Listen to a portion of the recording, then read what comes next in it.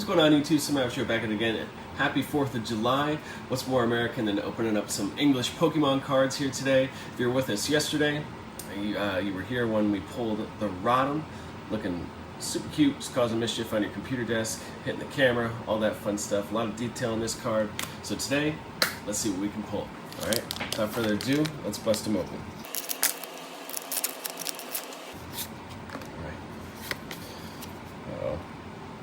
Oh, this one got, oh, look at that. We got a little error. A little factory error. How cool. We're gonna keep that. Alright. Next we got our energy, Mischief, Chingling, Fermantis, and the factory error is on Squabilly. How funny.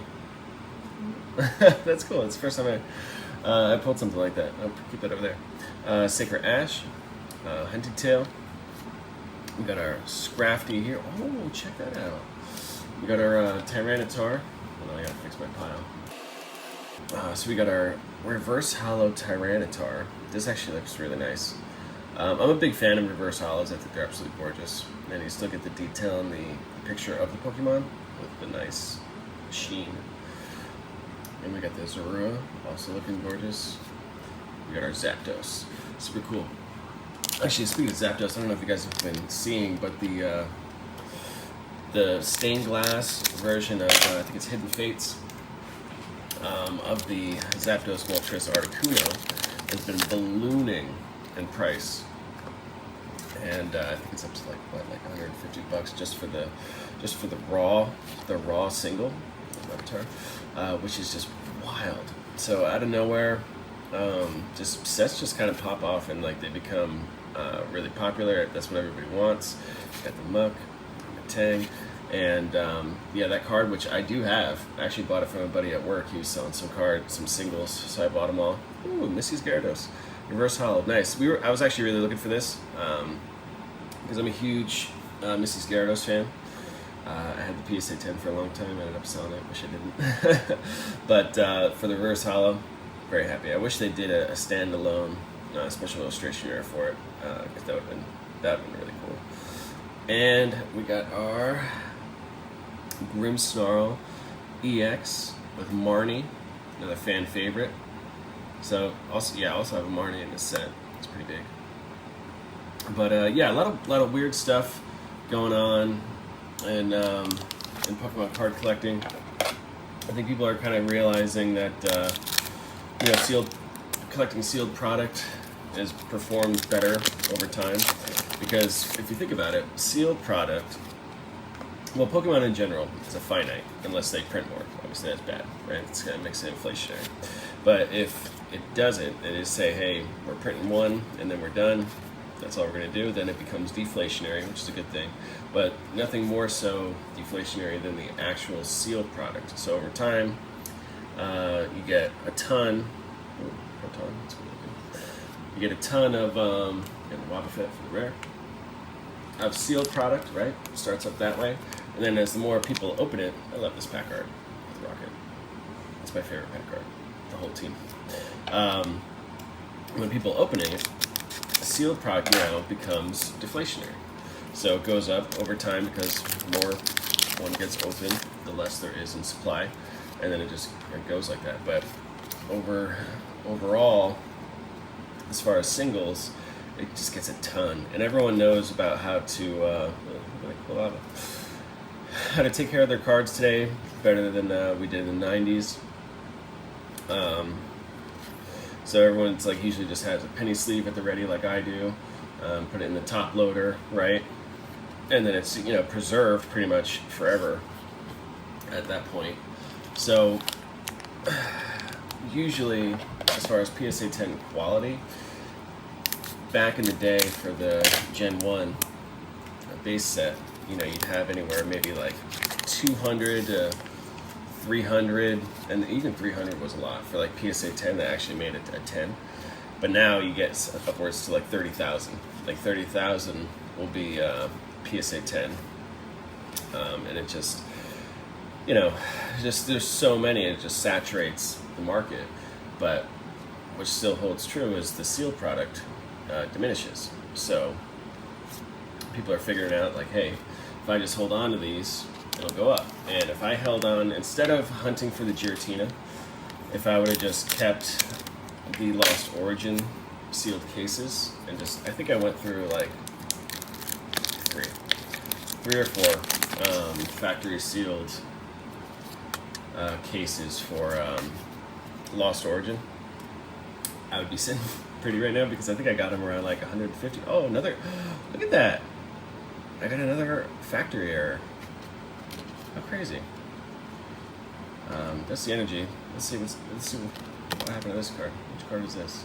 And it was upside down. So we had an upside down, damaged Electabuzz. Look at that. Wild. And if you look, yo,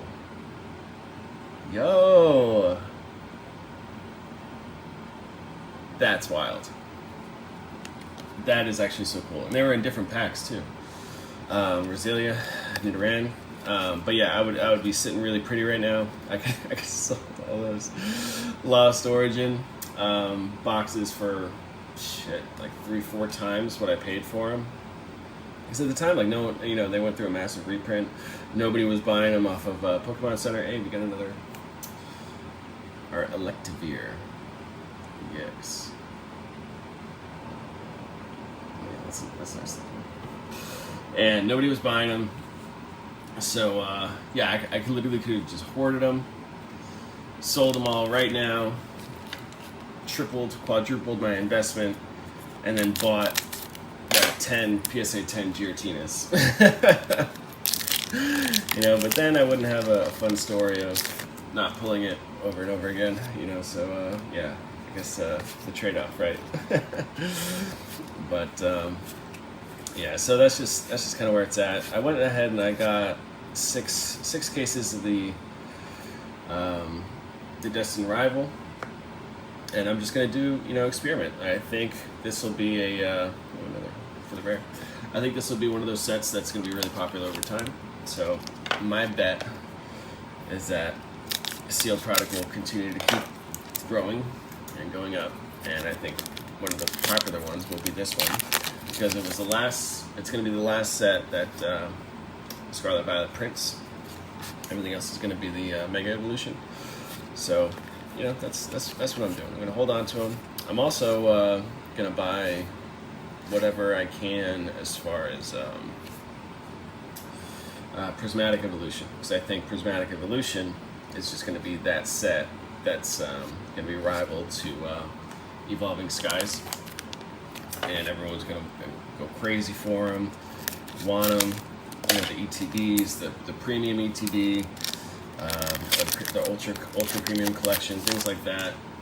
Those will just continue to go crazy because everybody loves the evolutions. You know, oh, look at that girl. That's so cute. So that's what I'm doing. But it's more so, you know, I enjoy it. This is a nice little side hobby for me. You know, maybe one day I can monetize it. But, you know, that takes a lot of time to lose one. Hey, a Garchomp EX. Man, we're getting a lot of EXs today. So we pulled 3. Garchomp EX. Cynthia's too. This is nice. Nice quality EXs that we've been pulling. But, you know, we're not going to stop until we get an art rare, because that's what it's all about. But yeah, Destined Rivals hasn't slowed down. You know, continuing to grow in price. I think it's going to keep going.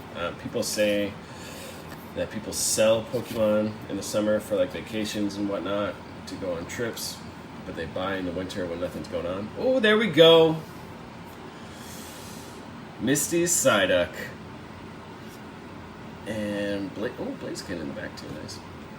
Here we go for our art rare. Wow. Look how gorgeous that is. Man. That is beautiful. Look at that. it really looks like the water is moving. Shout out to Okacheke. I think I'm saying that right, because this card looks like it's in motion. Got Misty in her natural environment, right, being the water trainer. A Psyduck that's always causing her a headache.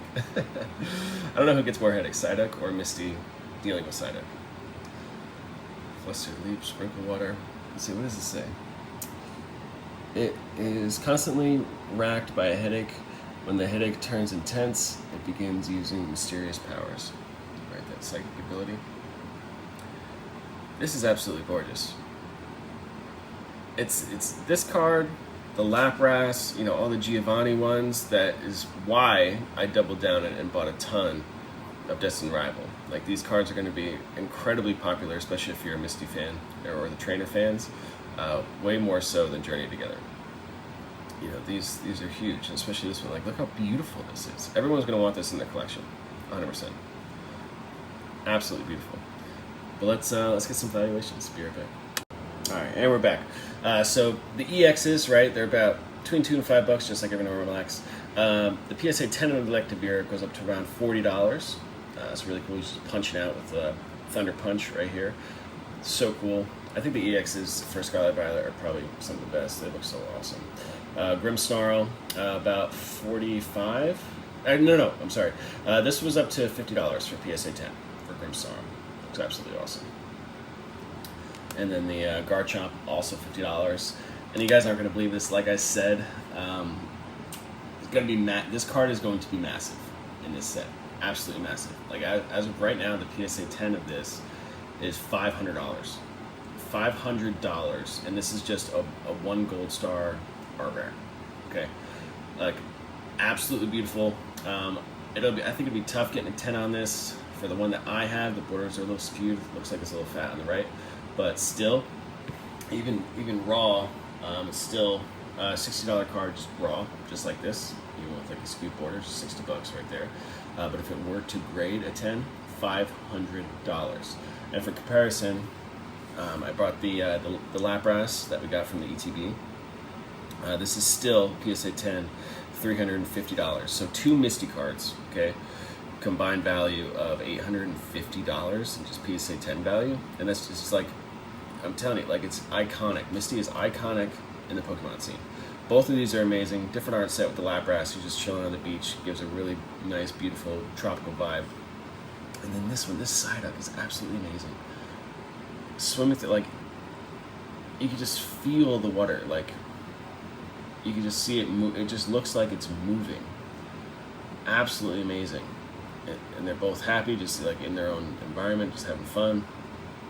And it's absolutely beautiful. You know, I'm gonna hold on to this one. Like, absolutely not. I'm not gonna sell it. You know,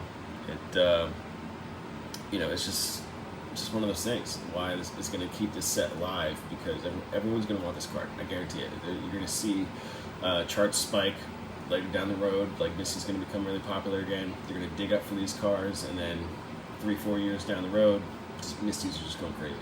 You know, like every other type of card, just out of nowhere, everything just spikes. You know, and this is going to be one of them. This is going to be one of the ones that are sought after, like the Magic card from How They Evolved. You know, everyone just went nuts for that.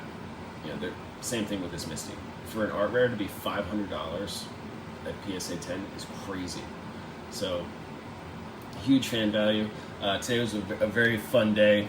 I don't think anything says summer more for 4th of July than what we pulled today. I think that you know, it definitely happened for a reason. I think that's wild. You know, I got my little Squirtle squad in the back, just bringing up reminiscing memories of you know, the Squirtle squad in the show back in 2000. And yeah, it's just, I don't know. It's the best thing with collecting, and that's why I really hope more people open stuff, because it really is beautiful just to get that moment captured on camera of, like, the reaction of, like, hey, there it is, oh my god, look how gorgeous it is, and to celebrate the artwork is so much more fun than just having sealed boxes stuck in a corner waiting 5 years to sell them. Like, that sucks, you know. So it's, you know, like, it's the investor part of it, yeah, it makes sense, but the mystery of what's in the pack and opening it and like getting that reaction of like, oh my god, like I hit the jackpot, second to none. So hopefully, like the market kind of changes down the road to where, you know, more and more you get rewarded for opening the packs. I think that would be a great thing for the market right now. But thank you for tuning in. Happy 4th of July, and I will see you guys in the next video. Thank you.